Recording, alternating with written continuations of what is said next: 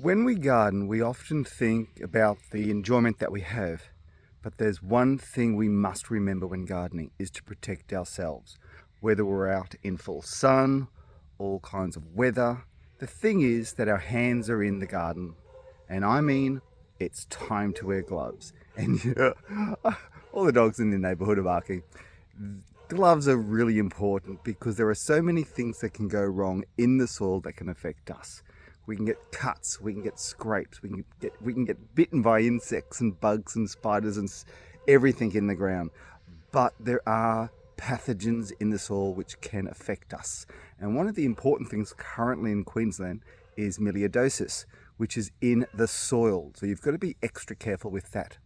When you're opening up a potting mix, there are safety precautions you should be doing, and I'll be covering those as well in another video. But right now, I encourage all gardeners to wear gloves. Now, these are some old ones that I've had, but underneath that, I have plastic gloves. You know, the usual surgical type of gloves, which you can buy in a box. Buy them as well. They give you extra protection because over time, as you can see, the tips wear out and not as safe. And a car passing past, but that's life. That's real videos here on YouTube. So whenever I garden, I'll tell you a story. I once did some gardening without some gloves. I put my hand in the soil.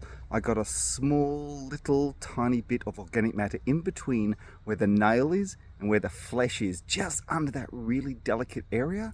And 3 days later, my finger had swollen up. I had to go to a doctor. I had the nail removed, which was incredibly painful. And obviously, as you can imagine, had the finger, it was that finger. I had it bound up with that finger, and you know, it's really hard to do work. It's really hard to do gardening with some of your hand bound up and restricted movement. So folks, please wear garden gloves. I don't care what brand you're using.